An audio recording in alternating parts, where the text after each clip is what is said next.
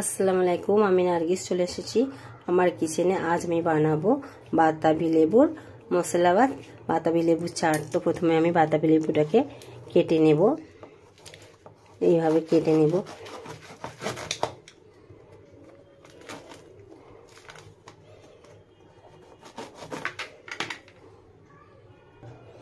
তো এইভাবে দুদিক থেকে এটাকে ভালো করে কেটে নেব।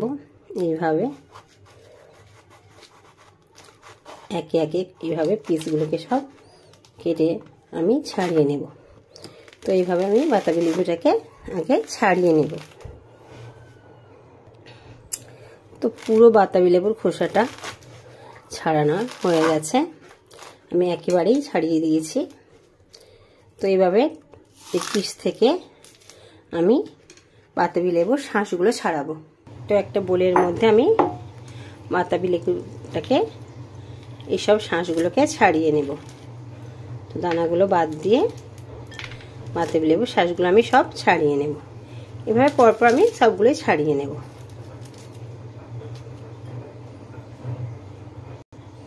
তো এইভাবে বাতাবি লেবুর শাঁসগুলো ছাড়িয়ে নিচ্ছি, পুরোটাই ছাড়িয়ে নেব।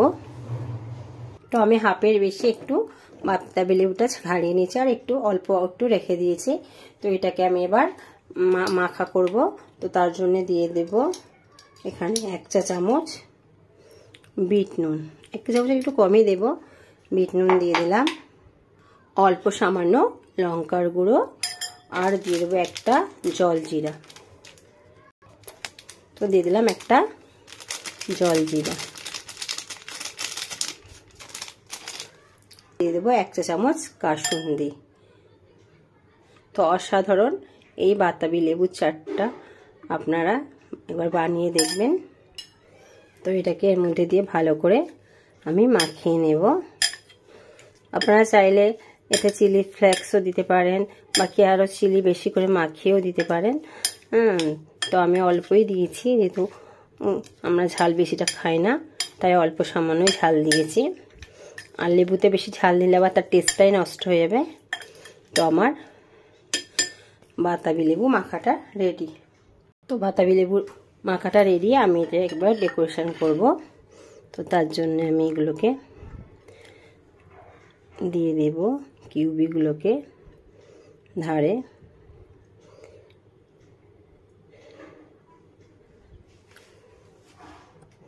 তো এর মধ্যে এবার আমি বাতাবি লেবু মাখাটা ঢেলে দেব।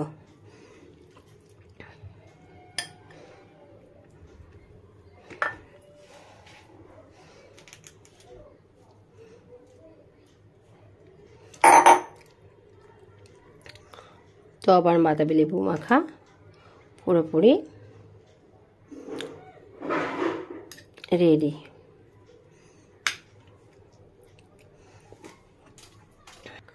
তো উপরে একটু দিয়ে দিলাম ডেকোরেশনের জন্য একটু সস।